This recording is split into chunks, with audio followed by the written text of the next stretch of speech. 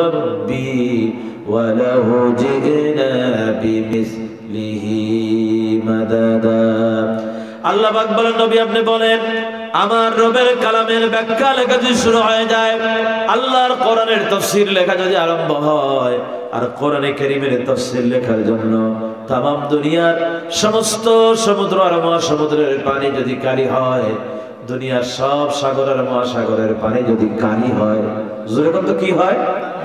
কালি হয়। আপনার পুকুরের পানি দিয়ে যদি কলমের কালি বানানো হয়, চিন্তা করেন বড়লেখার মানুষ লিখে শেষ করতে পারবে? পারবে না। কোন নদীর কথা আল্লাহ বললেন না। পদ্মা, মেঘনা, যমুনার পানি নয়, সুরমা, কুশিয়ারার পানি নয়, বঙ্গোপসাগরের পানি নয়, আটলান্টিক অথবা প্রশান্ত মহাসাগরের পানি নয়।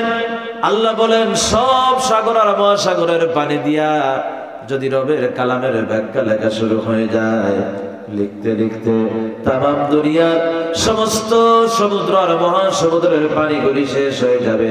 আল্লাহ রাব্বুল আলামিনের কালাম এই কোরআনে কারীমের ব্যাখ্যা লেখা শেষ হবে না। আপনারা অত্যন্ত সৌভাগ্যবান, সেই কোরআন শোনার জন্য আসছেন। আপনারা আজকের মাহফিলে এসে খুশি না বেজার? আমার কথা কি আপনাদের বুঝতে কষ্ট হচ্ছে? জোরে করে আমরা খুশি না বেজার? যদি খুশি হয়ে থাকি আরেকবার জোরে বলি না আলহামদুলিল্লাহ। এই মাহফিলে আল্লাহর রহমত আছে না নাই? আল্লাহর রহমত আমরা পাইতে চাই না চাই না? কোরআনে কারীমের এই মাহফিলে বসে আল্লাহর রহমত যদি আমরা পেতে চাই, আমাদের দুইখানা কাজ করা লাগবে। আল্লাহ রাব্বুল আলামিন বলেন ইযা কুরিআল কুরআনু ফাসতামিউ লাহু ওয়া আনসিতু লাআল্লাকুম তুরহামুন। তোমাদের সামনে যখন কোরআনে কারীম তেলাওয়াত হয়, কোরআনের কথা যখন বলা হয়, ফাসতামিউ লাহু, এই কোরআনকে মন দিয়ে শোনো। ফাসতামিউ বাব ইস্তেফাল থেকে আসে, এর অর্থ হলো দিল দিয়ে শোনা, মন দিয়ে শোনা। এক কান দিয়ে ঢুকবে, আরেক কান দিয়ে বের হয়ে যাবে, কিচ্ছু মনে থাকবে না। এইভাবে কোরআন শুনলে হবে না। কান দিয়ে আল্লাহর কোরআনের আওয়াজ ঢুকবে আর হৃদয়ের মধ্যে পৌঁছে যাবে। আল্লাহ বলেন ফাসতামিউ, মন দিয়ে শোনো। ওয়ানসিতু, আর নীরব থাকো। আজকের এই কোরআনের মাহফিলে বসে যারা দুইটা কাজ করবেন, একটা হলো মন দিয়ে শোনা, আরেকটা হলো নীরব থাকা। এই দুইটা কাজ যারা করবেন, মাহফিল যখন শেষ হয়ে যাবে উঠে বাড়ির দিকে রওনা করবেন। আল্লাহ পাক বিশাল রহমতের ভান্ডার থেকে রহমত দিয়ে বুঝাই করে যার যার বাড়িতে ফিরাইয়া দিবেন। আল্লাহ তাআলা বলেছেন লাআল্লাকুম তুরহামুন। লাআল্লাকুম শব্দের অর্থ সম্ভবত, কিন্তু মুফাসসিররা বলেছেন কোরআনে কারীমে যেখানে লাআল্লাকুম শব্দ আল্লাহ ব্যবহার করেছেন, ওখানে লাআল্লাকুম অর্থ সম্ভবত নয়। কারণ আল্লাহর কোরআনে কোনো সন্দেহ আছে?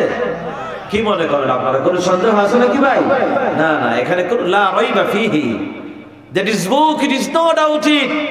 এটা এমন একটা কিতাব যেই কিতাবের ভিতরে বিন্দুমাত্র কোনো সন্দেহ নাই। কোরআনে কারীমে লাআল্লাকুম শব্দের অর্থ হলো অবশ্যই। আল্লাহ বলেন যদি মন দিয়ে শোনো আর নীরব থাকো, এই দুইটা কাজ যদি করো, আমি আল্লাহ অবশ্যই তোমাদেরকে রহমত দান করব। জোরে সুবহানাল্লাহ। মূল আলোচনায় যাওয়ার আগে আমি কোরআনে কারীম সম্পর্কে দুটি কথা আপনাদেরকে বলতে চাই। যে কোরআন শোনার জন্য আসছেন, এই কোরআনের চাইতে বড় নিয়ামত পৃথিবীতে মানব জাতির জন্য আর কিছু আছে ভাই বলেন? এর চাইতে বড় নিয়ামত আর নাই। আমরা তো মনে করেছি এটা শুধু মিয়া শব্দের জন্য, শুধু মোল্লা মৌলবী যারা তারাই কোরআন পড়বে, হাফেজ সাহেব যারা তারা কোরআন পড়বে। না না, আমার আল্লাহ বলেন হুদাল লিন্নাস, যাদের নাম মানুষ, আমি সকলের জন্য এই কিতাব গাইডলাইন বা হেদায়েত করেছি। সুবহানাল্লাহ। কোরআনে কারীম যদি হুজুরে তেলাওয়াত করেন, সওয়াব কি আপনার হবে না হুজুরের হবে? মানে আমিলা পারে নাফসি, যে তেলাওয়াত করবে তার সওয়াব হবে। প্রত্যেকেরই কোরআনে কারীম তেলাওয়াত করা দরকার। আমরা তো হুজুরদেরকে দায়িত্ব দিয়ে দিই। লন্ডনে যারা থাকে, বাবা মারা গেছে, মা মারা গেছে, একজন হুজুরকে ভাড়া করে 40 দিনের জন্য 20,000 টাকা অথবা 30,000 টাকা দিয়া, বলে হুজুর আমার বাবা মারা গেছে, আপনি কোরআন খতম কইরা আমার বাপের জন্য আপনি কাইন্দে কাইন্দে দোয়া করবেন। হুজুরে কান্দায়, হে নিজে কান্দে না। আছে না নাই এরকম? বলেন, নিজের দোয়া করার দরকার আছে না নাই? হ্যাঁ, আলেমের দোয়া কবুল হয়, মাওলানা সাহেবের দোয়া, পীর সাহেবের দোয়া, আল্লাহ মাহবুব বান্দাদের দোয়া কবুল হয়। কিন্তু মা বাবার জন্য সন্তানের দোয়া 100% আল্লাহর দরবারে কবুল হয়ে যায়। সুবহানাল্লাহ। যাদের নাম মানুষ তাদের জন্য আল্লাহ কিতাবকে গাইডলাইন করেছেন। এর চাইতে বড় নিয়ামত পৃথিবীতে আর একটাও নাই মানব জাতির জন্য। আল্লাহ রাব্বুল আলামিন এমন একটা নিয়ামত দান করেছেন। আজকের কোরআনের মাহফিলে যারা হাজির হয়েছেন, আমি আপনাদেরকে অনুরোধ করব, আসেন আমরা সবচেয়ে বেশি তাআল্লুক পয়দা করি আল্লাহর কোরআনের সাথে। কোরআনে কারীমের সাথে থাকলে মর্যাদা বাড়ে না কমে? সবাই বলেন, মর্যাদা বাড়ায় দেন কে? যার সাথে কোরআনের সম্পর্ক আছে তার মর্যাদা আসে না নাই? সে মানুষ হোক আর যাই হোক। যেই মাসে আল্লাহ কোরআন নাজিল করছিলেন ওই মাসের নাম কি? ফেব্রুয়ারি মাস না মার্চ মাস না বৈশাখ? বলেন। রমজান কারীম, সম্মানিত মাস কোরআন কারীম, আবার রমজান কারীম। এখন তো ফেব্রুয়ারি মাস চলতেছে, আমাদের বাসার মাস। এই যে দুদিন আগে গেল 21শে ফেব্রুয়ারি, আমার ভাইয়ের রক্তের রাঙ্গানো 21শে ফেব্রুয়ারি, আমি কি ভুলিতে পারি? বাসার জন্য জীবন দিল সালাম, বরকত, রফিক, জব্বার, চারটা দামাল ছেলে। আমরা তাদের জন্য দোয়া করি আল্লাহ তাআলা এই বাসার শহীদদের কবরকে জান্নাতুল ফেরদাউস আল্লাহ বানিয়ে দেন। সবাই বলেন না আমিন। বাসা আল্লাহ তাআলার এক বিরাট নিয়ামত। এই যে শহীদ মিনার, স্কুল মাঠে আমি দেখতে পাচ্ছি, এই শহীদ মিনারে এটা ওই বাসা শহীদদের জন্য এটা স্মরণ করা হয়। এই যে 3টা মিনার আছে না, বাসা শহীদদের জন্য। আমার মাহফিল ছিল কিশোরগঞ্জে ওই 21শে ফেব্রুয়ারির রাতে। আমি দেখলাম ওই যে 20 ফেব্রুয়ারি দিবগত রাতে, রাত 11:59:59, মানে ঠিক 12টার সময় খালি পায়ে গিয়ে শহীদ মিনারে ফুল দিবে। সকালবেলা ফুল দিবে শহীদ মিনারে গিয়ে। শহীদ মিনারে ফুল দিলে আল্লাহর কসম শহীদদের আত্মা শান্তি পায় না। শহীদদের আত্মায় কি সওয়াব পৌঁছে নাকি? না, সওয়াব পৌঁছে না। আলেমরা এগুলোর বিরোধিতা করে কেন? আমাদেরকে দেশ বিরোধী মনে করবেন না, আমরা হক কথাটা বলি, এগুলো সব শিরক। শিরকের বিরুদ্ধে আমাদের কথা বলার দরকার আছে না নাই? এই যে বঙ্গবন্ধুর ভাস্কর্যের জন্য সব মসলকের আলেমরা বিরোধিতা করছে। কেন করল? বাংলাদেশের স্বাধীনতায় বঙ্গবন্ধুর সবচেয়ে বেশি অবদান, ঠিক কিনা বলেন? তিনি স্বাধীনতার মহানায়ক ছিলেন। তিনি স্বাধীনতার ডাক দিয়েছিলেন। তার ভাষণে উদ্বুদ্ধ হয়ে এই জাতি জেগে উঠেছিল, রক্ত দিয়েছিল। স্বাধীনতার লাল সবুজের পতাকা আমরা পেয়েছি বঙ্গবন্ধুর ভাষণের কারণে। আমরা তাকে মহব্বত করি। আমরা বলেছি ভাস্কর্য নয়, শিরক। পৃথিবীতে শিরকের যে সূচনা হয়েছে, আগে শিরক ছিল না, শিরকের সূচনা হয়েছে ভাস্কর্য থেকে। ভালো মানুষ, সূরা নূহের ভিতরে আল্লাহ তাআলা বলে দিয়েছেন এগুলা। ভালো মানুষের ভাস্কর্য বানায় রাখতো, ইবাদতের জন্য বানাইছিল না। প্রথমে তারা বানাইছিল ওদের সম্মান করার জন্য, কিন্তু পরে আস্তে আস্তে এটার পূজা শুরু হয়ে গেছে। এজন্য আলেমরা ভাস্কর্য বানাতে নিষেধ করে। সব আলেমরা বলেছে ভাস্কর্য না বানাইয়া মুজিব মিনার তৈরি করে, বড় ইসলামিক মিনার তৈরি করে দেন, অথবা মসজিদ বানান। যদি আমরা বাসার শহীদদের জন্য অথবা বঙ্গবন্ধুর জন্য, মুক্তিযোদ্ধাদের জন্য শিখা চিরন্তন না বানাইয়া সুরাবর্দী উদ্যানে একটা বানাইছে, এটা হলো ওই যে শিখা চিরন্তন, আগুন জ্বালাচ্ছে, আগুন জ্বলতেছে, আর সকালবেলা পুলিশ গিয়া আগুনের সামনে সেলিউট মারতেছে, পা দিয়ে মারে আর হাত দিয়ে মারে, এইভাবে সেলিউট দেয়, আগুন দিয়ে সেলিউট দেয়। এগুলো ইসলাম সমর্থন করে না। আল্লাহর কসম এগুলো হচ্ছে শিরক, ঠিক কিনা ভাই বলেন? বৈশাখের নামে যা করা হয়, এই যে পয়লা বৈশাখ আসতেছে সামনে, রমনার বটগাছের নিচে যায় সকালবেলা, ফজরের আগে চলে যায়। একদিনে ফজরের নামাজ পড়ে না, কিন্তু পয়লা বৈশাখে ফজরের আগে নতুন দিনের সূর্যকে বরণ করবে, সূর্য উঠার আগেই রমনার বটগাছের নিচে যায়, গিয়া রবীন্দ্রনাথের একটা গান আছে, ওই গানটা গায়, এসো হে বৈশাখ, এসো হে বৈশাখ। বৈশাখের ডাকে বাসন্তী রঙের শাড়ি পরে, লাল আর সাদা মিলাইয়া শাড়ি পরে, টি শার্ট পরে, পইরা বৈশাখের তারা ডাকে, কয় বৈশাখ তুমি আসছো, ভালো হয়েছে। চৈত্র মাস যখন ছিল, চৈত্র আমাদের বৃষ্টি দিতে পারে নাই, আমাদের জমিন ফেটে চৌচির হয়ে গেছে। এই মরা জমিনে ফসল হয় না, ফসলের জন্য বৃষ্টির দরকার আছে না নাই? বৃষ্টির দরকার। চৈত্র ব্যর্থ হয়েছে বৃষ্টি দিতে, বৈশাখ তুমি আসছো, ভালো হয়েছে, আমাদের বৃষ্টি দিয়ে যাও। আপনারা বলেন তো, বৃষ্টি কি বৈশাখে দেয়? বলেন, কে দেয় বৃষ্টি? আল্লাহ তাআলা বলেন, আমি আসমান থেকে বৃষ্টি বর্ষণ করি, এই বৃষ্টি দিয়া তোমার মরা জমিনকে আমি আল্লাহ রাব্বুল আলামিন জিন্দা করে দেই। এই জমিন থেকে আমি আল্লাহ রাব্বুল আলামিন তোমার জন্য রিজিক বের করে দেই। বৈশাখের কাছে কেন বৃষ্টি চাও? আমি মালয়েশিয়াতে দেখেছি, মালয়েশিয়াতে 12 মাস বৃষ্টি হয়, আমাদের তো 2-3 মাস বৃষ্টি হয়, কিন্তু মালয়েশিয়াতে 12 মাস বৃষ্টি হয়। যখন বৃষ্টি শুরু হয় প্রতিদিন আসর থেকে মাগরিব পর্যন্ত বৃষ্টি হবেই, একটা নিয়ম হয়ে গেছে, আল্লাহ তাআলা একটা নিয়ম করে দিয়েছে। এবং তাদের দেশে 12 মাস ফল হয়, যে কোনো ফল আপনি 12 মাস পাবে বৃষ্টির কারণে। ও দেশে তো বৈশাখ নাই, তাহলে তাদেরকে বৃষ্টি দেয় কে? বলেন না, বৃষ্টি কে দেন? আল্লাহ বলেন আমি বৃষ্টি দেই। ও মুসলমানরা, তোমরা কেন বৈশাখের কাছে বৃষ্টি চাও? দেখেন আমাদের সংস্কৃতির ভিতরে কত শিরক আছে, কত শিরক আছে। আল্লাহ তাআলা এই শিরক থেকে আমাদেরকে হেফাজত করেন। সবাই বলেন না আমিন। এক একটা মাস এক একটা জাতির কাছে এক একটা কারণে গুরুত্বপূর্ণ।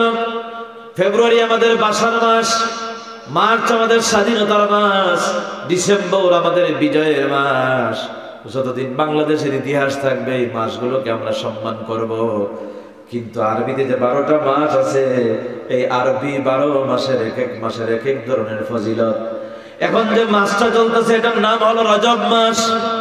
রজব মাস আল্লাহর হাবিবকে আল্লাহ রাব্বুল আলামিন এই দুলির দোরা থেকে আরশে আজিমে নিয়ে গিয়েছিলেন। সূরা বনী ইসরাঈলের প্রথমেই আমার আল্লাহ রাব্বুল আলামিন বলেন, সুবহানাল্লাযী আসরা বিআবদিহি লাইলাম মিনাল মাসজিদিল হারামি ইলাল মাসজিদিল আকসা। পবিত্র মহান সেই সত্তা যিনি তার বান্দাকে ইসরা করিয়েছেন। ইসরা মানে হলো রাত্রি ভ্রমণ, ইসরা মানে মেরাজ না। ইসরা আর মেরাজের ভিতরে পার্থক্য আছে। মেরাজের কথা কোরআনে কারীমে নাই, তাহলে আমরা পাইলাম কোত্থেকে? মেরাজের কথা আছে হাদিসের মধ্যে, আর ইসরার কথা আছে, রাত্রি ভ্রমণের কথা আছে সূরা বনী ইসরাঈলের প্রথমেই। আল্লাহ রাব্বুল আলামিন বলেন, আমি আমার বান্দাকে, তিনি তার বান্দাকে আবদকে রাসূলুল্লাহকে মসজিদে হারাম থেকে মসজিদে আকসায় নিয়ে আসলেন। রাসূলুল্লাহ মসজিদে আকসায় আসা পর্যন্ত অনেক ঘটনা সংঘটিত হলো। বোরাকে করে জিবরাইলের মাধ্যমে মসজিদে আকসায় চলে আসলেন। মসজিদে আকসায় আসার পর আল্লাহর হাবিব দেখলেন সব নবী রাসূলরা লাইন ধরে দাঁড়ায় আছে, জামাতের সাথে 2 রাকাত নামাজ আদায় করবে, আল্লাহর নির্দেশ। এখন আপনারা বলেন তো, জামাতের সাথে নামাজ আদায় করতে হলে ইমামের দরকার আছে না নাই? ইমামতি কে করবে? কেউ মনে করে আদম আলাইহিস সালাম প্রথম মানুষ, হয়তো তিনি আজকে আমাদের ইমাম হবেন, প্রথম নবী, মুরব্বী মানুষ সবার আগে আসছে, বয়স তার বেশি। কিন্তু আল্লাহ তাআলা পারমিশন দিচ্ছেন না যে আদম তুমি যাও ইমামতি করো। কেউ মনে করে ইব্রাহিম আলাইহিস সালামকে আল্লাহ বলেছেন ইন্নী জাঈলুকা লিন-নাসি ইমামা। ইব্রাহিমকে আল্লাহ বলেছেন মিল্লাতা আবিকুম ইব্রাহিম হুয়া সাম্মাকুমুল মুসলিমিন। মুসলমানদের জাতির পিতা ইব্রাহিম হয়তো আজকে নামাজের ইমামতি করবেন। কেউ মনে করে দাউদ আলাইহিস সালামের তেলাওয়াত সুন্দর, তার কণ্ঠ আল্লাহ খুব সুন্দর করে বানিয়েছিলেন। তিনি যখন জাব্বুর শরীফ তেলাওয়াত করতেন, আকাশের পাখিরা উড়া বন্ধ করে দাউদের কণ্ঠের তেলাওয়াত শুনতো। কে ইমামতি করবে? সবাই চিন্তা করতেছে। এই সময় রাসূলুল্লাহকে নিয়ে মসজিদে আকসায় প্রবেশ করা হলো। নবীজি মসজিদে আকসায় আসার পর সবাই বলল যে তাড়াতাড়ি করে বলো জিবরাইল আজকে ইমাম কে হবে?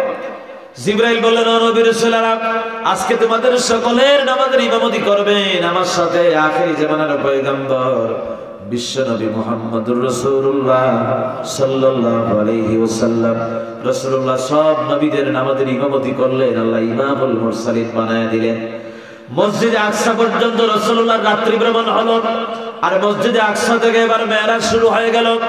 আল্লাহর হাবিব চাঁদ পাড়ি দিয়ে, সূর্য পাড়ি দিয়ে, গ্রহ নক্ষত্র, সৌরজগৎ, ইথার পাড়ি দিয়ে, প্রথম আসমান পাড়ি দিয়ে, দ্বিতীয় তৃতীয় চতুর্থ পঞ্চম ষষ্ঠ সপ্তম 7 আসমান পাড়ি দিয়ে সিদরাতুল মুনতাহায় আল্লাহ রাব্বুল আলামিন এই দুনিয়ার শেষ সীমানায় তার হাবিবকে নিয়ে গেলেন। সুবহানাল্লাহ বলেন। রাসূলুল্লাহ সিদরাতুল মুনতাহায় যাওয়ার পর বুরাক চলে গেল, জিবরাইল চলে গেল। জিবরাইল বলে গেলেন, ইয়া রাসূলুল্লাহ, আমরা আর এক কদম অগ্রসর হতে পারবো না। যদি আমি আর বুরাক এখন একটু উপরে উঠার চেষ্টা করি, আল্লাহর নূরের তাজাল্লিতে আমরা জলে পড়ে সরকার হয়ে যাব।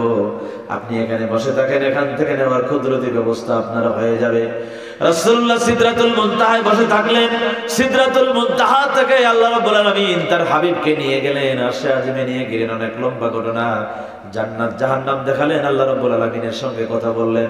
সংক্ষেপে আমি বলতে চাই, রাসূলুল্লাহর মেরাজ হয়েছিল যেই মাসে, এই মাসের নাম হলো মাহে রজব।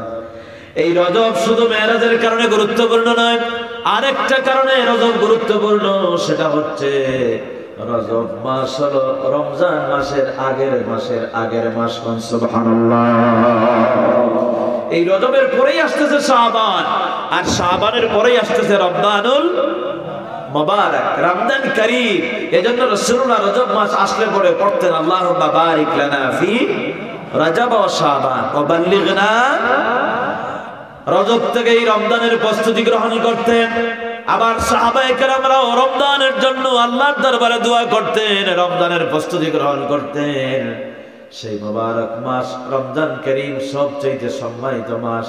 ইসনা আশারা শাহরান, আল্লাহর কাছে মাসের গণনা হলো 12। 12টা মাসকে যদি দুই ভাগে ভাগ করা হয়, 11টা মাস যদি এক পাল্লায় দেওয়া হয়, আর রমজান কারীম সম্মানিত রমজান মাস যদি আরেক পাল্লায় দেওয়া হয়, আল্লাহর কসম 11 মাসের ওজনের চাইতে আমার আল্লাহর কাছে রমজান মাসের ওজনের পাল্লা ভারী হয়ে যাবে। রমজান কারীম এটা এত সম্মানিত মাস, এই মাসের এত ফজিলত। একটা ফরজ যদি, একটা নফল যদি কেউ আদায় করে, ফরজের সমান সব আল্লাহ দান করে। কোটি কোটি নফল আদায় করলেও ফরজের সমান হয় না, কিন্তু রমজান মাসে নফল আদায় করলে ফরজের সমান সব আল্লাহ দান করে দেয়। আর ফরজ যে ইবাদতগুলো আমরা করি, 70 গুণ 70টা ফরজ আদায় করলে যে সওয়াব পাওয়া যেত, একটা ফরজের ভিতরে আল্লাহ রাব্বুল আলামিন রমজান মাসে 70টা ফরজের সমান সব দান করে দেন। সেই রমজান মাস এত গুরুত্বপূর্ণ হলো কেন? কারণ কি? সারাটা মাস আমরা না খাইয়া থাকি, তার কারণ হলো এই কোরআনে কারীম আল্লাহ রাব্বুল আলামিন রমজান মাসে নাযিল করেছেন। সুবহানাল্লাহ। কোরআনের কারণে শাহরুর রমাদান আল্লাযী উনজিলা ফীহিল কোরআন, রমজান তো সেই মাস যেই মাসে কোরআনে কারীম নাযিল করা হয়েছে। কোরআনে কারীম নাযিলের কারণে রমজান মাসের মর্যাদা বেড়ে গেছে। আবার রমজান মাসে একটা রাত আছে, ওই রাতের নাম হলো লাইলাতুল, বলেন লাইলাতুল নাকি শবে বরাত? আমরা শবে বরাতের রাতে সারা রাত মসজিদে থাকি, কিন্তু কদরের রাত কোন দিকে আসে আর কোন দিকে যায় তার কোনো খবর আমাদের কাছে থাকে না। আরব দেশে মক্কা মদিনায় যান, দেখবেন এই যে গত রমজানে তো করোনার কারণে মানুষ যেতে পারলো না, এর আগের রমজানে পুরো মাস ছিলাম আমি মক্কাল মুকাররমায় মদিনাল মুনাওয়ারায়। তাহাজ্জুদের নামাজ হয় শেষ 10 দিনে, আজান হয় তাহাজ্জুদের জন্য, এরপরে জামাতের সাথে নামাজ হয় তাহাজ্জুদের না, সারা রাত ইবাদত বন্দেগী চলতে থাকে। শেষ দশকে এত বেশি ইবাদত করে, সারা রাত জেগে জেগে। কেন করে? কদরকে তালাশ করে, মানে কদরের পাওয়ার জন্য।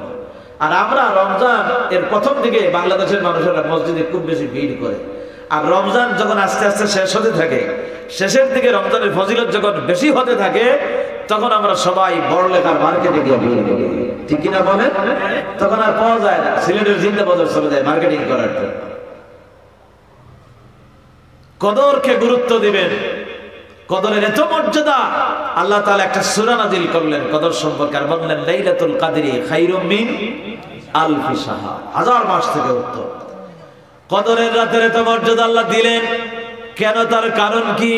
তার কারণ হলো ইন্না আনজালনাহু ফি লাইলাতিল কদর। আল্লাহ তাআলা বলেন এই কদরের রাতে আমি কোরআনে কারীম নাযিল করেছি। আল্লাহ তাআলা এই কিতাব কদরের রাতে নাযিল করার কারণে কদরের রাতের মর্যাদা আল্লাহ বাড়িয়ে দিয়েছেন। সুবহানাল্লাহ। কদরের রাতের মর্যাদা বেড়েছে কোরআনের কারণে। জোরে কোন তো কার কারণে? কোরআনের কারণে। একজন ফেরেশতার মর্যাদা সবচেয়ে বেশি, তাকে রুহুল আমিন বলা হয়, ফেরেশতাদের লিডার বলা হয়, তাকে শাদীদুল কুওয়া বলা হয়।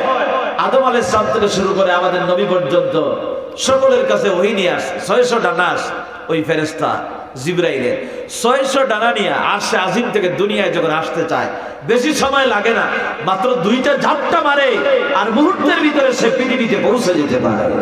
সুবহানাল্লাহ বলবেন না? সেই জিবরাইলকে আল্লাহ এত মর্যাদা দিলেন কেন? তার কারণ জিবরাইল আল্লাহ কোরআন বহন করে নিয়ে আসছে দুনিয়াতে। সুবহানাল্লাহ বলবেন না? তাহলে আমি আমার সংক্ষিপ্ত ভূমিকা দিয়ে আপনাদেরকে বোঝাতে চাই যে কোরআনের সাথে থাকলে ইজ্জত, সম্মান, মর্যাদা বাড়ে না কমে? আসেন কোরআনের কাছে আসেন, কোরআনের ছায়াতলে আসেন। ও মুসলমানদের মুসলমানেরা, এটাই হলো নাজাতের পথ, এখানেই হলো মুক্তির পথ।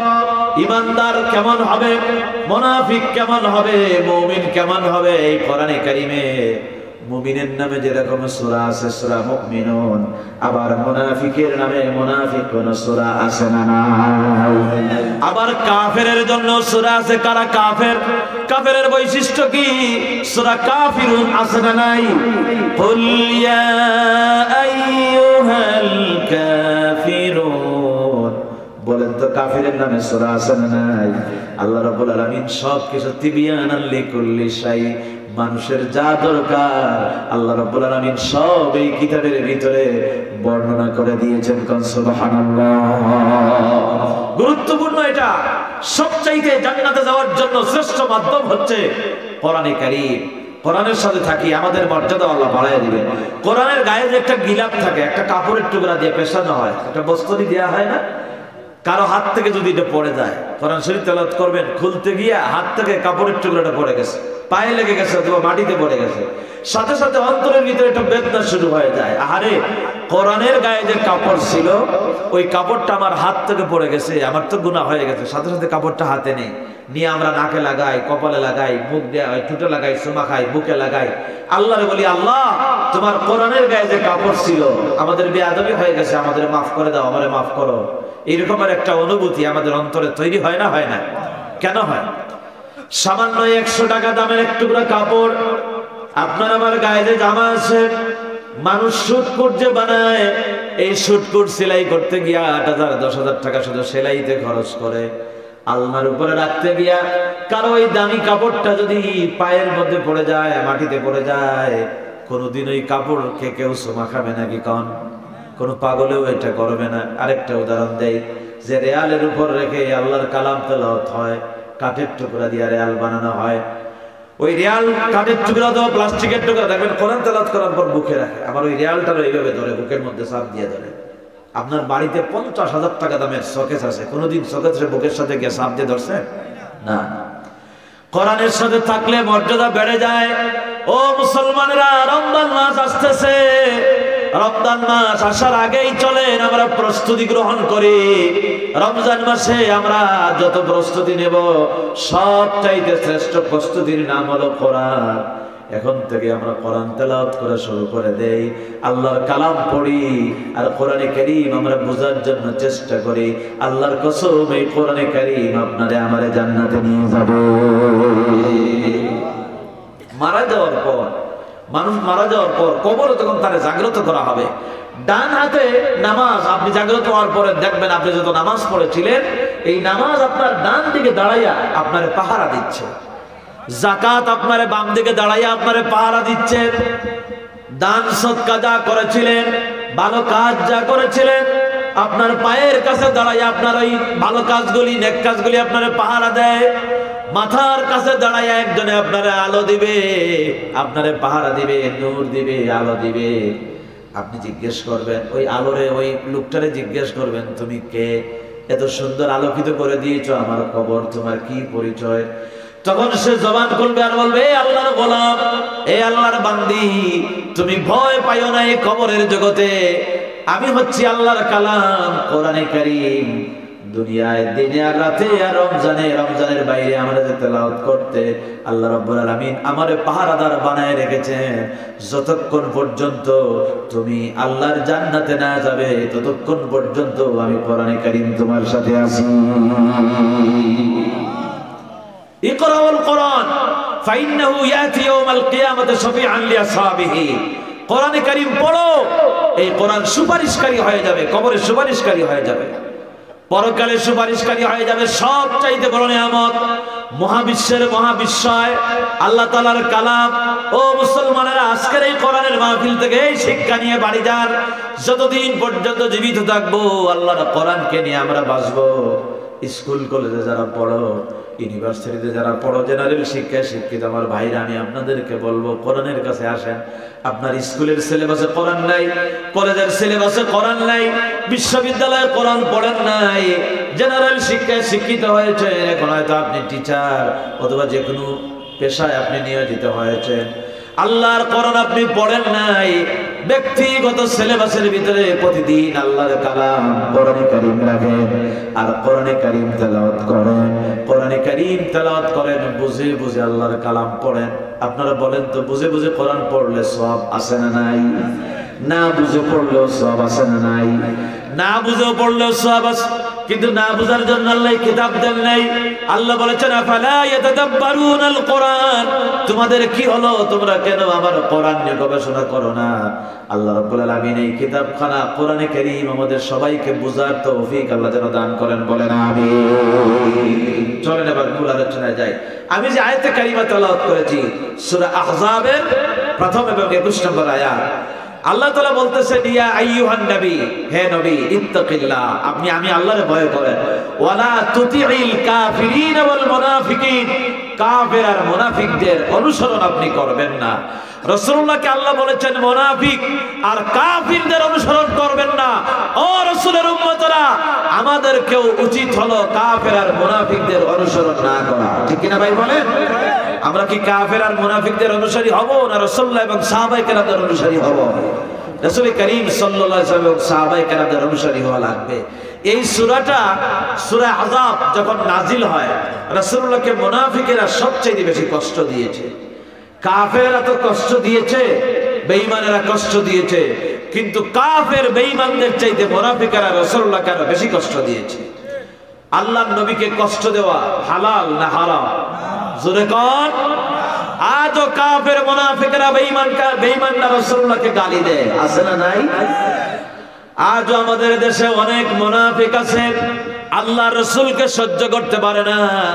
রাসূলুল্লাহর আজওয়াজে মুতাহহারা নবীজির স্ত্রীদের ব্যাপারে কথা বলে, আল্লাহ রাসূলের চরিত্র নিয়ে তারা সন্দেহ পোষণ করে।